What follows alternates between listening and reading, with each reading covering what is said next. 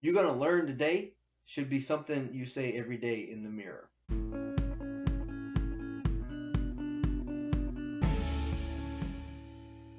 Good day, everybody, and welcome to this week's episode of Monday Morning Moments with Mark. I hope this finds you well.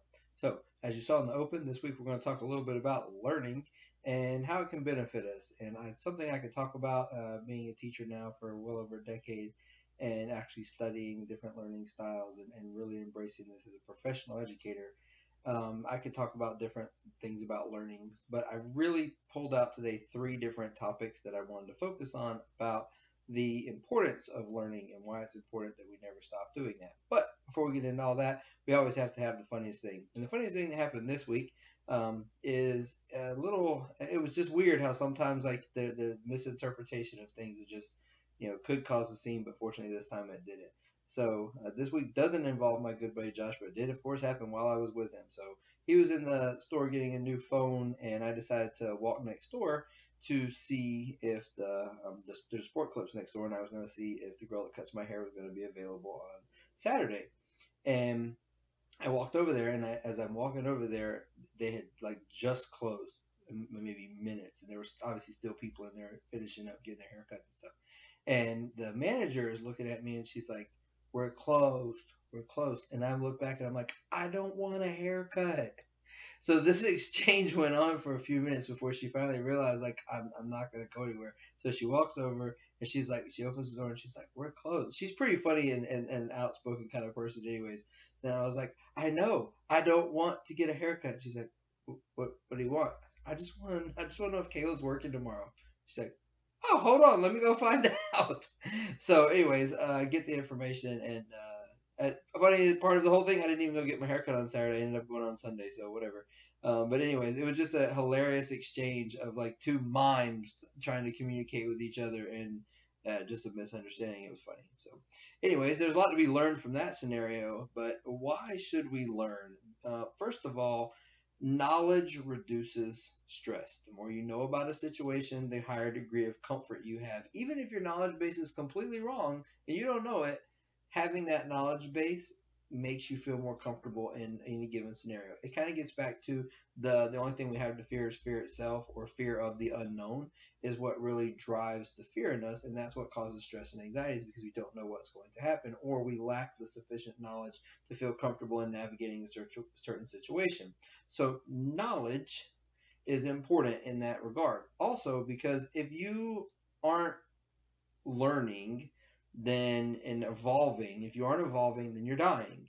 So you're going to learn today should be something you say every day in the mirror.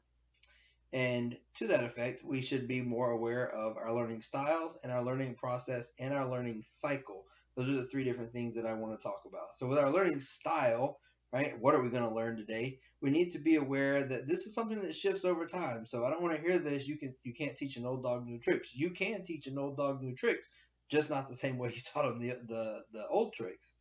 So with learning styles, typically we all develop one early on, and we can actually have a couple different ones, and a lot of them you're familiar with: the auditory, visual, tactile learner, a person that learns by doing, experiential learning, all those different kinds of things. And then we start factoring other things like whether you're a linguistic learner from like words, or whether you're a mathematical learner and you want to do numbers or sounds if you're more inclined to like music, or art if you're a visual. There's different layers to those learning styles as well. So being aware of what yours is and the best way for you to process information so that it would like to actually create retention, and then understanding that as you gain more knowledge and more life experience, that your learning style can and probably will shift over time.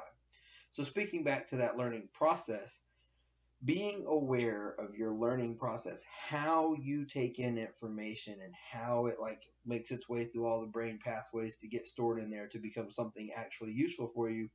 Understanding that process, analyzing your thought process and how your brain processes information extremely increases your capacity for retention, comprehension, and utility. That's the important part. Information is useless if you cannot like have a functional way to apply it. So again, your awareness of your learning process is what increases your capacity for retention, comprehension, and utility. Those are super important. Also, within that learning process, you need to know your time and your times. For example, it takes 21 times to do something before it becomes a habit. This could be, you could do it 21 times in a row and it's not a habit. Maybe your 21 times needs to occur once a day over a certain period of time, or once a month over a certain period of time. So not only the number of times that it takes you to do something to repetition before you learn it, and keep in mind 21 times is for a habit. You can learn something in less times than that. The times might be one time, but there's the amount of time that it takes and the number of times that you have to do it before you can learn it. That is super important in your learning process, because if you don't maximize time or number of times, you're probably not going to have the greatest capacity for retention, comprehension, and utility. And the last point I want to make about learning is understanding that it is a cyclic evolutionary process of analysis of old and new information. For those of you that have heard my talks before about the OODA loop process, the decision making process, this is what occurs in the orientation phase of decision making, where we are processing the information and orienting ourselves in a particular direction.